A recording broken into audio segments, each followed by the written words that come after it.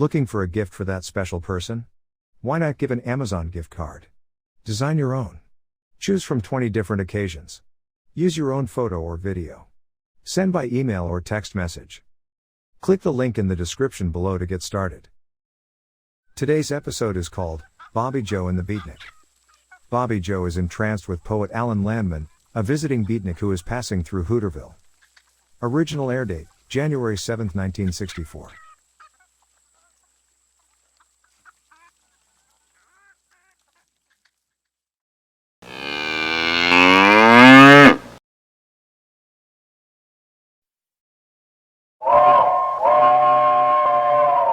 Come ride the little train that is rolling down the tracks to the junction. Forget about your cares, it is time to relax at the junction. Lots of curves, you bet, and even more when you get to the junction. Petticoat Junction. There's a little hotel called the Shady Rest at the junction. Petticoat Junction. It is run by Kate, come and be her guest at the junction. Petticoat Junction. And that's Uncle Joe, he's a moving kind of slow at the junction. Petticoat Junction.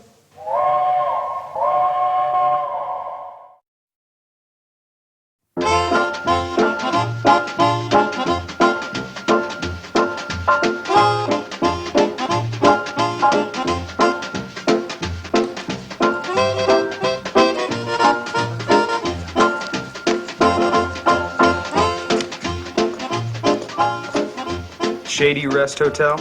Is that the place your mother runs? My goodness, are we here already? Yeah, we're here already, and we've only been walking for 4 hours.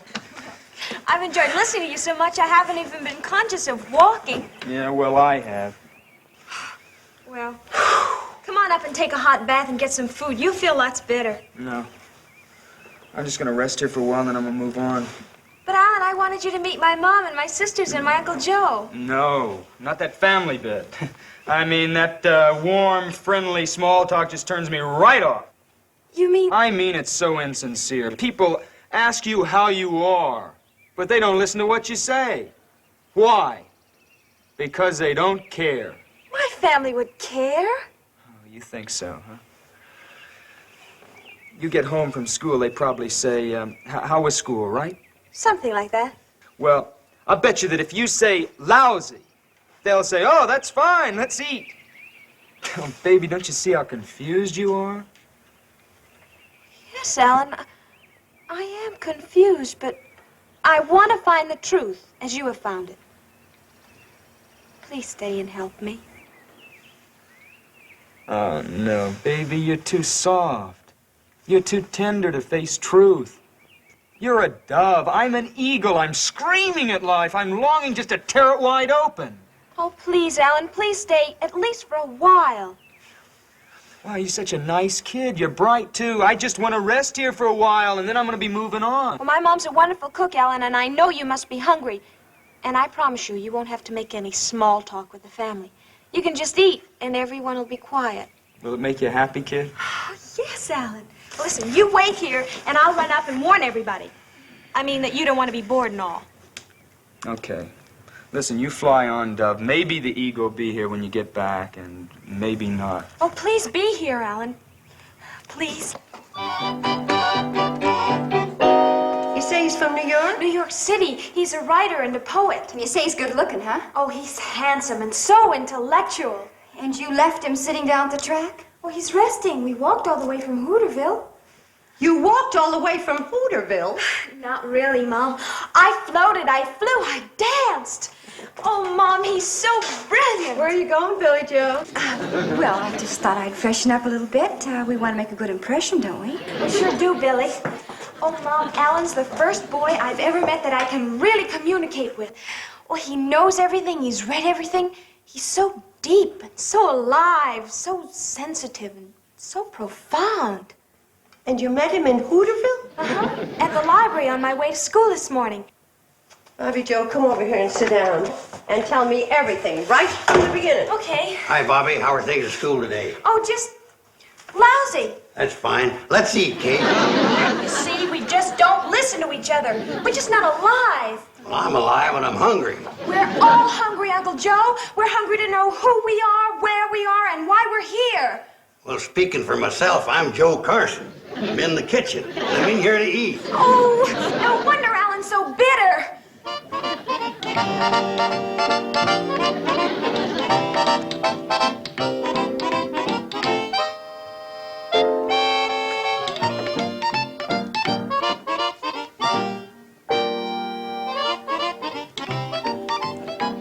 Oh, hello.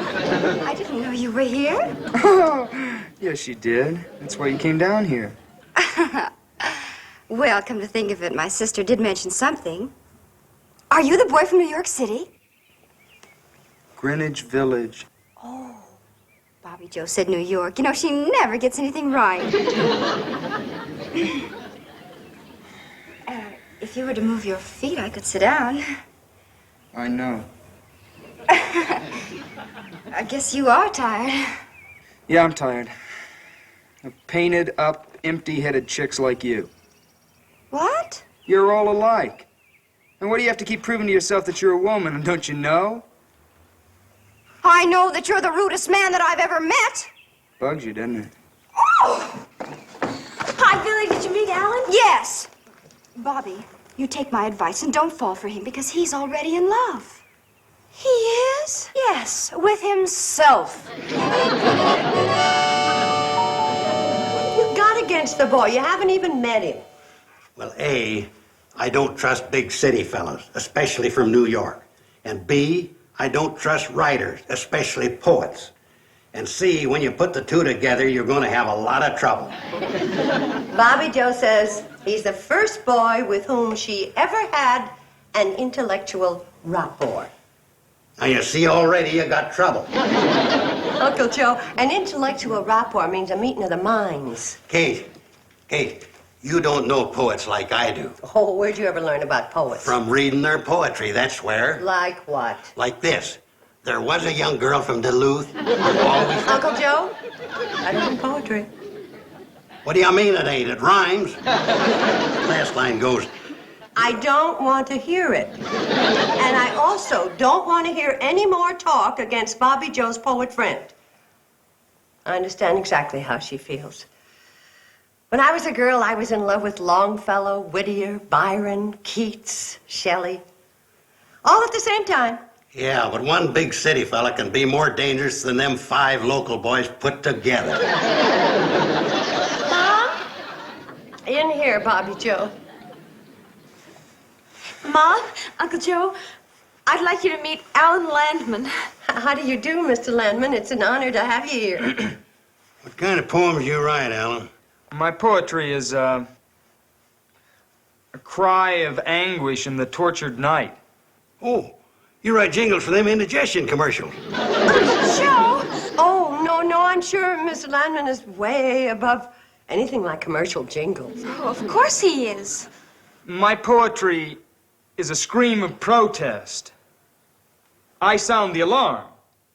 I hang the bell on the cat. I shout in the atrophied ear of a sleeping America. Isn't that marvelous? Wonderful. You like it? It's absolutely fascinating, inspirational. You didn't understand a word I said. Not a word.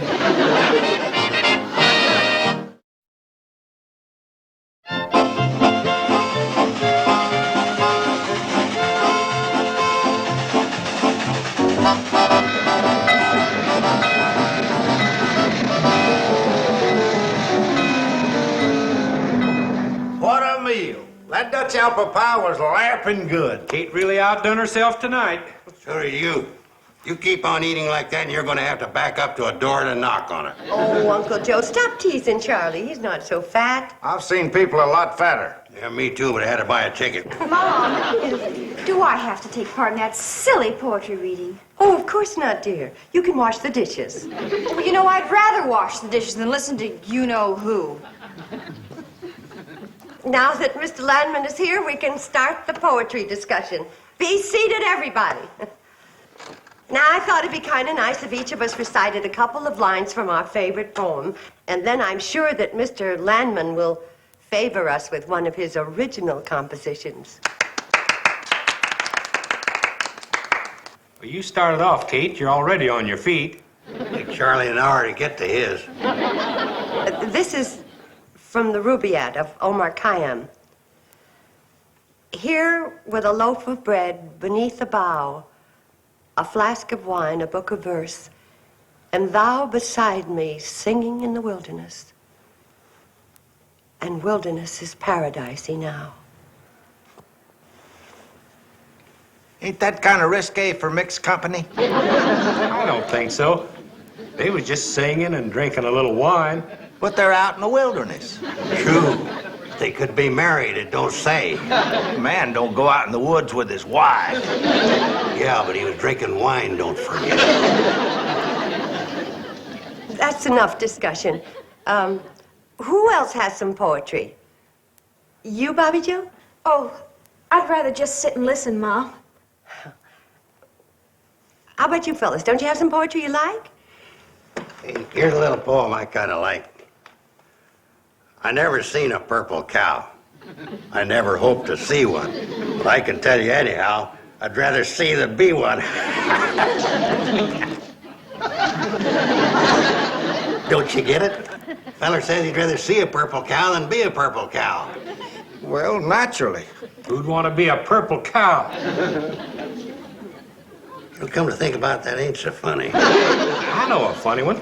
There was a young girl from Duluth. I think the time has come for our guest of honor, Mr. Alan Landman of New York City, to treat us to a sample of real poetry. Here, here. I'd be happy to take part in this gig, although I don't know whether I'm far enough out for you cats or not. This is my latest poem. A gut-thin, whining wind defiles the groaning bones of neon-blinded seekers after murky morning. The burning mud explodes, a screaming pathway to hollow thunder of agony. I fall, and cheated dreams. A toenail splits.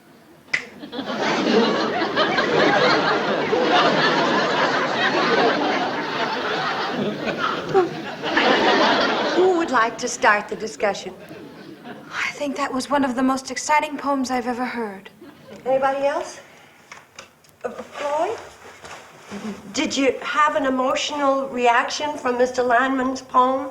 Yeah, but I think it is Dutch apple pie. I'd like to know what it means, if anything. So would I. It means that this is a cemetery, and you're all corpses. Good night. Oh, Alan, wait for me! You a cigarette? Sure.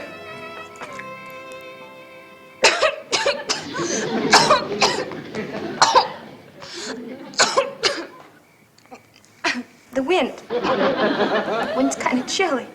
The wind is kind of chilly. You know what E.I. Boyer says about the wind? What?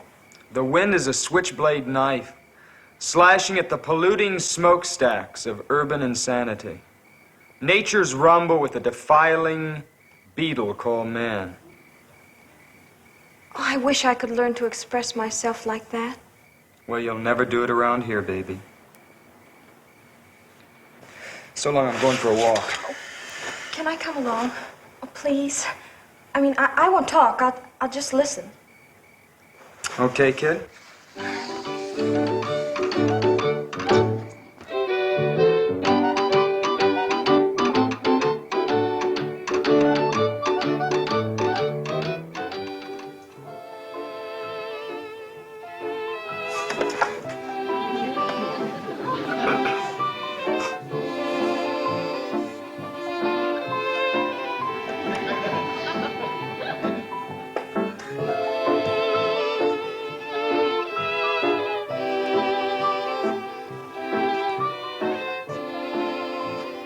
Hey, What? Who's sleeping? it's 1 o'clock. Why don't you go on up to bed?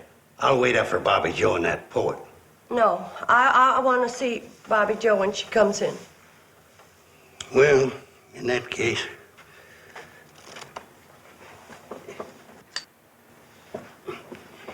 I don't think Bobby Joe's really serious about that boy. When I was her age, I nearly ran away with a boy just like him. That's what worries me. Yeah, but Bobby Joe... Here they come.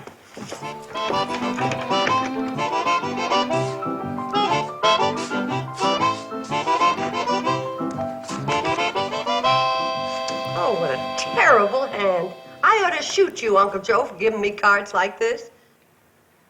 Oh, look who's here. Sorry we're late. Late? Is it late? I didn't notice. Mom, I know you're waiting up for me. Yes, I was. Go to bed, honey. I want to talk to Mr. Landman.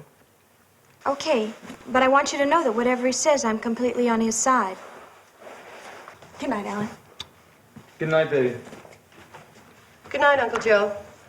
Am I leaving? Yes, you are. Good night, Pops. Uncle Joe, Mr. Landman said good night to you. He can't expect a corpse to answer you back, especially when its name isn't Pops.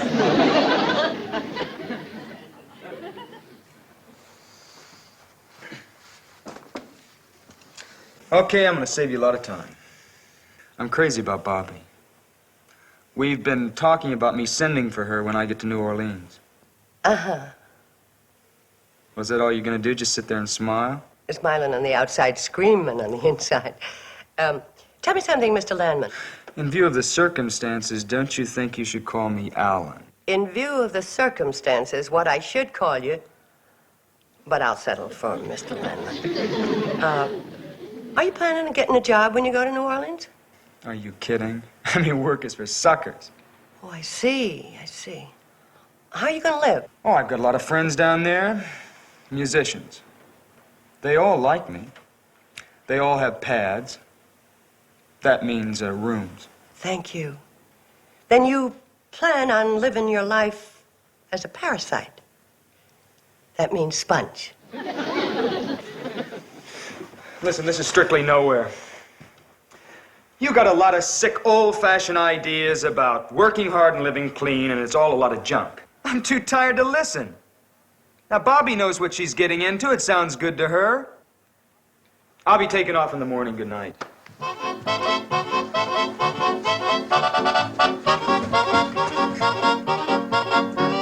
You heard that? Yeah, it's bad. What are you going to do? I don't know. Of course, you realize he'll be gone tomorrow. He'll never send for her. You know that. I know that. And she'll always remember him as a romantic young rebel, full of courage and exciting ideas. Yeah, I guess you're right. Why don't you have a good talk with her? That's the worst thing I could do. We'd only wind up yelling at each other, and he'd be a bigger hero than ever to her. No, talking to her about it'd be a big mistake. Big mistake. All those ideas of his are just a cover-up and an excuse for being a failure, for not having a job, for just being a bum, wandering around and living off other people. And you have been taken in by all that phony talk, and I am making a big mistake. Oh, Mom, you just don't understand, Alan. He has ideals. He thinks the world is full of hypocrisy, and he's attacking it. That's a lot of hogwash. He's just afraid to go out and fight for a job. But just let somebody offer him a nice, soft position, and you'll see how fast he'll stop attacking that hypocrisy and start lapping it up. And now that I've made my big mistake, good night.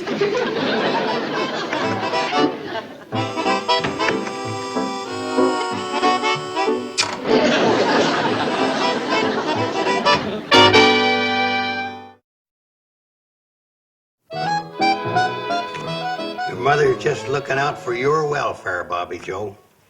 I suppose you don't like Alan either. No, but it's nothing personal.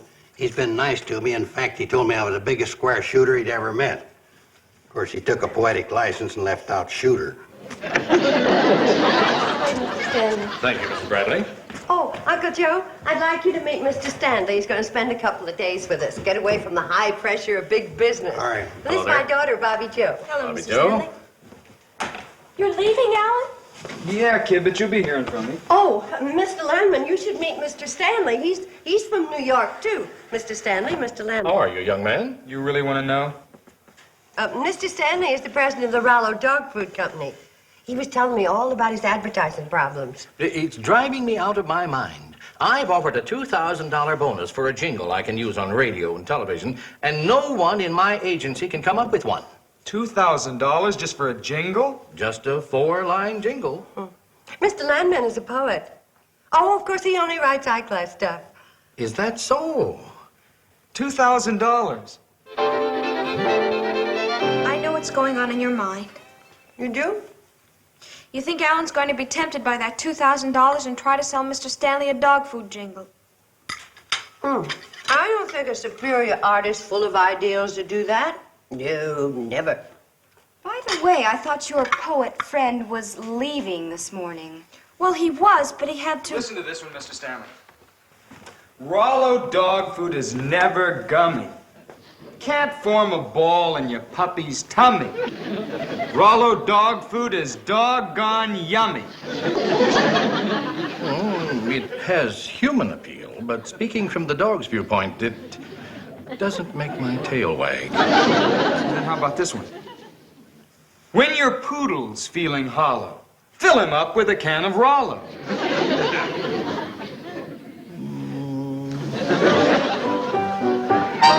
What's so wrong with Alan wanting to earn $2,000 when you think about it? Nothing at all. It'll give him the freedom to write real poetry. Absolutely. Besides, if you have a genuine big talent like Alan does, you can write those silly jingles without losing any of your artistic dignity. Never loses dignity. Because his talent's too big. Get some Rollo now, now, now. Make sure dogs say, bow, wow, wow. How's that for real dog appeal? Does that make your tail wag, Mr. Stanley? Mr. Landman, I'll be honest. You have talent, all right, but I just don't think you talk dog language. Forgive me for saying it, sir. But must your advertising appeal to the dogs? I mean, after all, it is the humans who buy it. We've got to please the dog. We cater to the dog. We've got to sleep dog, eat dog, think dog. Understand? Or do you think I'm crazy? Oh, crazy, no, sir. I know. You're after the money. Well, I'll pay anything to the writer who'll get inside the dog's mind with me. I'm in there, but I can't write. I really think I could do it, given a little time. I don't know. Dog persons are born, not made. You've either got that dog in you or you haven't. And I say you can't please a dog consistently if you don't have the dog's viewpoint. I feel I really have it, sir. I don't know. You're tempted by the money. No, really. Dogs, they seem to feel that I'm one of them. They accept me. Are you sure? Sometimes they pretend just to get food out of you. No, it's sincere. I warn you, you can't fool a real dog person. And I'm real dog, my boy. I'll tell you something confidential, may I? Please. When I see a cat, I want to chase it up a tree. Now you think I'm crazy, right? No, on the contrary. I've never told anyone, but I like to run after cars and bite at the tires. That's a good sign. You're not lying. I cross my heart and hope to get run over. This may be a great day for Rollo. I'd like to shake your paw. Bow, wow, wow.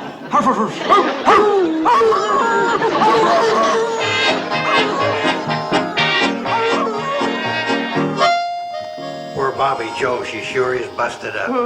I wish somebody'd invent a way to take the pain out of growing up. Boy, I can't get over how lucky it was, that crazy dog food man showing up here just in time to show up that Mr. Landman. Wasn't that lucky, though?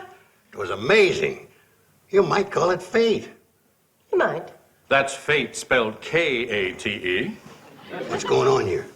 Uncle Joe, meet Roger Stanley, the best restaurant supply salesman in the country. Restaurant supply? He's new in this territory. First time he was here, you were in Pixley with the girls. Glad I could help you out, Kate. Oh, you put him up to the whole thing. You did a wonderful job, Roger. And anytime, you are my guest here for free. Oh, forget it. I had a lot of fun. Kind of a dirty trick on that kid, though. Oh, it'll do him more good than harm. Well, so long. I'll see you the next time through. Bye, Roger. Thanks again. And don't chase any cats. So. You know, Kate, I never realized it, but you're a gall-dang genius. Oh, no, Uncle Joe. I'm just a gall-dang mother.